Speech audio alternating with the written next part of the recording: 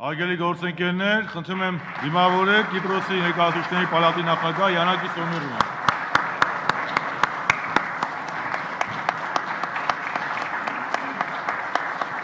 Κύριε Πρόεδρε της Εθνοσυνέλευσης της Αρμενίας, κυρίες και κύριοι συνάδελφοι, είναι πραγματικά ιδιαίτερη και ξεχωριστή τιμή να επισκέπτομαι επίσημα την φίλη χώρα της Αρμενίας και να προσφωνώ την εθνική της συνέλευση μετά την ευγενή πρόσκληση του Προέδρου του Σώματος, κ. Γκάλουστ Σακεχιάν. Σας ευχαριστώ θερμά. Προσβλέπω στην πραγματοποίηση των επαφών που έχουν προγραμματιστεί με την πολιτική ηγεσία της χώρας και είμαι πεπισμένος ότι θα συμβάλλουν έμπρακτα στην περαιτέρω ενίσχυση των ήδη εξαίρετων μας σχέσεων.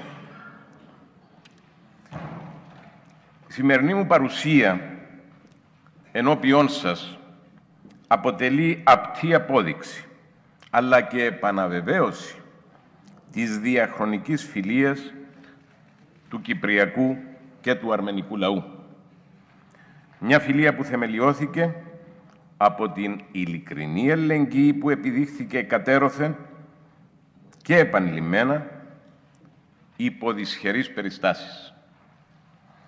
Η θετική παρουσία της αρμενικής διασποράς στην Κύπρο αποτελεί επιπλέον εχέγγυο για την συνέχιση και περαιτέρω σύσφυξη των δεσμών μας, δημιουργούνται ένα ευρύ και πολυεπίπεδο φάσμα που αφορά στην πολιτική, την οικονομία, την άμυνα, την εκπαίδευση και τον πολιτισμό.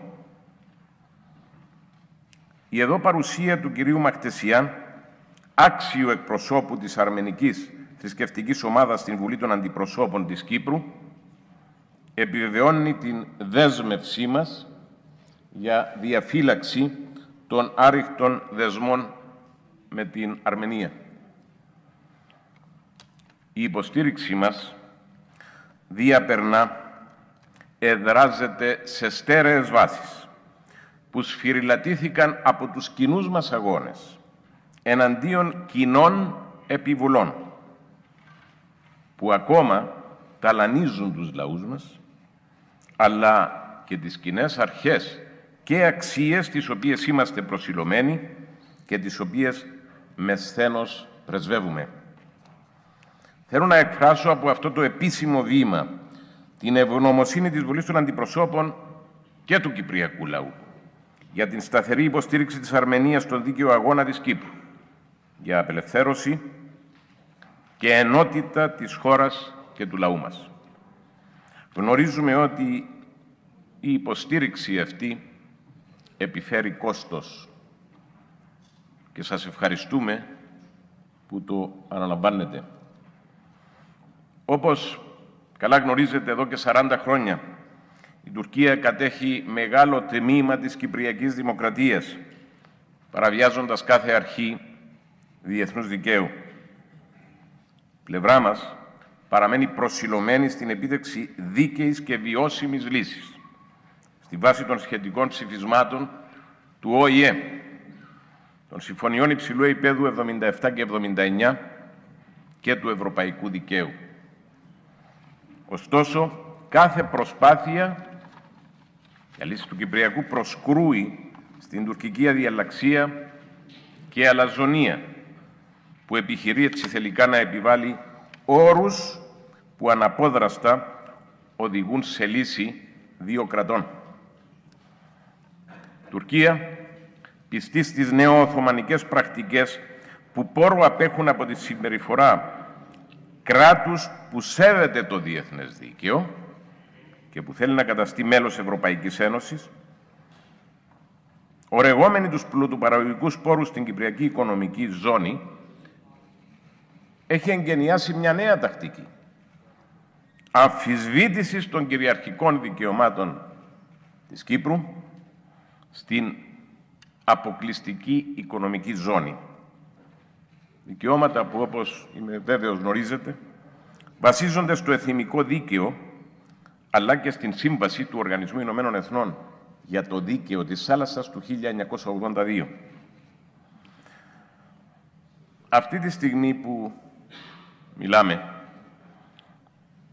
το ερευνητικό σκάφος της Τουρκίας, Παρπαρός, συνοδευόμενο από υποστηρικτικά και πολεμικά πλοία, βρίσκεται παράνομα στην Κυπριακή ΑΟΣ, διενεργώντας σεισμικές έρευνες, ενώ βρίσκονται την ίδια στιγμή σε εξέλιξη νόμιμες εργασίες της Κυπριακής Δημοκρατίας γεωτρήσεων για διερεύνηση ύπαρξης φυσικών κοιτασμάτων φυσικού αερίου, υδρογονανθράκου. Η Τουρκία δεν διστάζει ακόμα να διακηρύσει ότι στο προσεχές διάστημα θα μεταφέρει και πλατφόρμα εξόρυξης στην Κυπριακή ΑΟΣ. Παρά την διεθνή καταδίκη των τουρκικών ενεργειών, με πιο πρόσφατο παράδειγμα το ηχηρό ψήφισμα του Ευρωπαϊκού Κοινοβουλίου στις 13 Νοεμβρίου,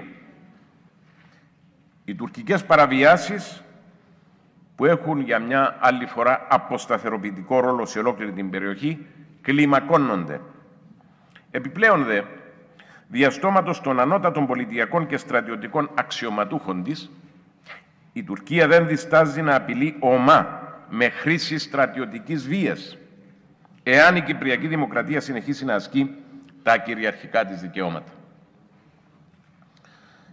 Κάτω από αυτές τις περιστάσεις, η Κυπριακή Δημοκρατία υποχρεώθηκε να αναστείλει την συμμετοχή της στις διαπραγματεύσεις για λύση του Κυπριακού και να ανακοινώσει την λήψη νομικών και πολιτικών μέτρων εναντίον της Τουρκίας.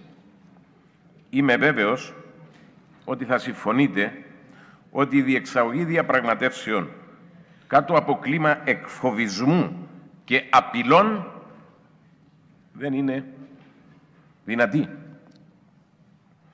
Άλλωστε, αυτές οι πρακτικές σε εσάς είναι γνωστές.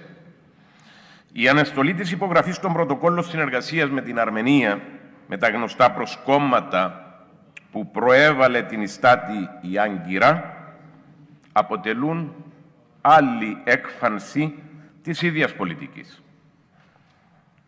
Σε πείσμα των αντιξοοτήτων που προκαλεί η Άγκυρα, Κύπρος και Αρμενία πρέπει να εντατικοποιήσουμε την διμερή μας συνεργασία, να ενώσουμε τις δυνάμεις μας στους διεθνείς οργανισμούς όπου συμμετέχουμε και να αξιοποιήσουμε τις προσβάσεις που μας παρέχει τόσο η Κυπριακή όσο και η Αρμενική Διασπορά στα κέντρα λήψης αποφάσεων, ανά το παγκόσμιο, ορθώνοντας κοινό μέτωπο στις τουρκικές μεθοδεύσεις. Προς αυτή την κατεύθυνση δηλώνω την πλήρη ετοιμότητά μας για ανάληψη δράσης, τόσο εγώ προσωπικά, όσο και το σύνολο των μελών της Βουλής των Αντιπροσώπων.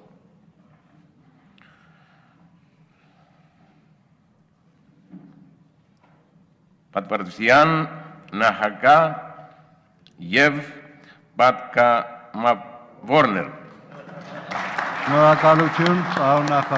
Σας ευχαριστώ για μια ακόμα φορά για την πρόσκληση, για την εγκάρδια υποδοχή, για την θερμή φιλοξενία και επιθυμώ να σας ανταποδώσω το συντομότερο δυνατό στα πλαίσια μιας δικής σας επίσκεψης, κύριε Πρόεδρε, και αντιπροσωπείας της Εθνοσυνέλευσης στην Κύπρο. Εύχομαι στην δημοκρατία της Αρμενίας και στον αρμενικό λαό συνεχή πρόοδο, ευημερία και σύντομη εκπλήρωση των δικαίων προσδοκιών σας. Μπορεί η Αρμενία και η Κύπρος να μην είναι τα ισχυρότερα κράτη στον κόσμο, αλλά η πίστη μας και η επιμονή μας θα μας δικαιώσουν.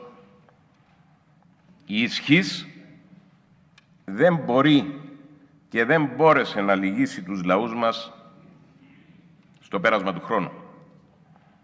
Έχουμε επιβιώσει και ευημερήσει σε χειρότερες περιστάσεις. Δεν θα καμφθεί ποτέ το φρόνημα του περήφανου αρμενικού και κυπριακού λαού που μάχονται για ελευθερία και δικαίωση. Σας ευχαριστώ.